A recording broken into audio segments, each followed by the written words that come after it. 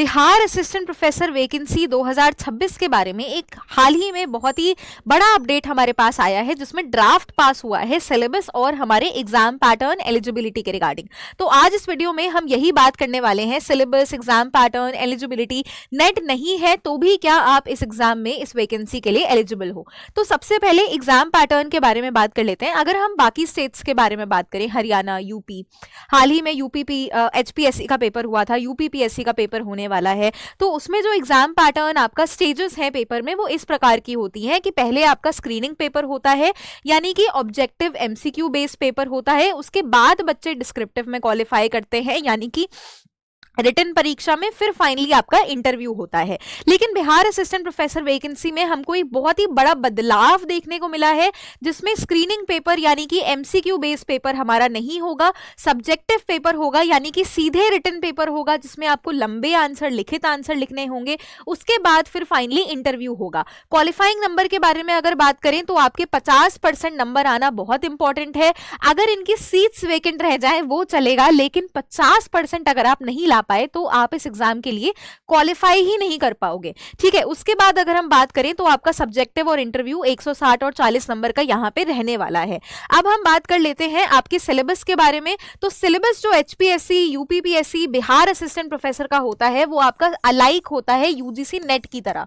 तो आपको यहाँ पे जो प्रिपरेशन करनी है वो बिल्कुल UGC नेट की ही तरह करनी है। अगर हम HPSC, UPPSC के बारे में बात करें तो कुछ टॉपिक्स ऐसे होते हैं जो वो एडिशनल इंक्लूड कर देते हैं, लेकिन अभी आपको प्रिपरेशन में क्या करना है, जो कि ऑफिशियल नोटिफिकेशन आउट नहीं हुई है, तो जो आपका ऑफिशियल UGC नेट का सिलेबस है आपको उसको प्रिपरेशन करते हुए चलनी है, क्योंकि जो आपके प्रश्न बनते हैं वो UGC नेट से तो बनते ही बनते हैं। कुछ एडिशनल टॉपिक्स अगर आएंगे, अगर आते हैं तो आप उनको भी बाद में पढ़ सकते हो, लेकिन इस समय आपको क्या करना है, जो कि आपका UGC नेट आपको उसके बारे में पहले से पता है, लेकिन नेट को अप्रोच करने की एक तरीका होता है वो बहुत डिफरेंट होता था, बिकॉज हमारे नेट की परीक्षा ऑब्जेक्टिव होती है, यानी कि MCQ बेस होती है। बट इसमें आपको देखने को मिलेगा कि डिस्क्रिप्टिव आंसर्स आने हैं, तो आप UGC नेट का ही सिलेबस पढ़ो, लेकिन उसको डिस्क्रिप्टिव तरीके से लिखो कि हमको अगर जो प्रश्न आ रहे हैं वो लिखित लिखने पड़ जाएं तो क्या हम उसको लिख पाएंगे।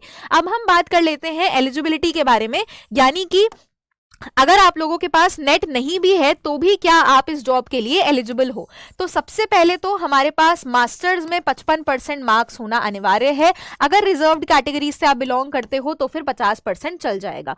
मास्टर्स आपके पास होना चाहिए। अब आपके पास अगर नेट है, अगर आपके पास नेट है तो आप सेफ हो, लेकिन अगर आपके पास नेट नहीं है क्या, तो भी हम इस जॉब के लिए अप्लाई कर सकते हैं। जी हाँ, बिल्कुल अप्लाई कर सकते हो, क्योंकि अभी रिसेंटली हमने इस पे एक वीडियो भी, मैंने ही वीडियो किया था इस चैनल पे, जिसमें हमने आपको बताया था कि स्टेट लेवल एलिजिबिलिटी टेस्ट आपका बहुत ही जल्दी बिहार में कंडक्ट करवाया जाएगा, यानी कि बेट कंडक्ट करवाया जाएगा। तो अगर आप वो स्लेट या सेट जो होने वाला है रिसेंटली जल्दी ही हो जाएगा, अगर आप उस एग्जाम को क्वालिफाई कर जाते हो तो फिर अगर आपका UGC नेट क्वालिफाइड नहीं भी है तो भी कोई दिक्कत नहीं है, आप इसमें एलिजिबल माने जाओगे।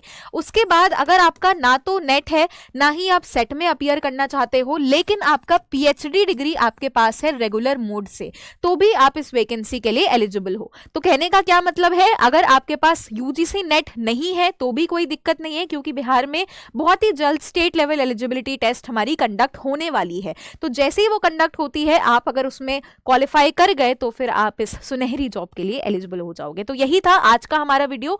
आपको प्रिपरेशन जो है वो स्टार्ट कर देनी है, और प्रिपरेशन अपने सब्जेक्टिव के हिसाब से, यानी कि रिटन के हिसाब से स्टार्ट करनी है। Thank you so much everyone. किसी भी और डाउट के लिए तो आप लोग कमेंट सेक्शन में बता सकते हो।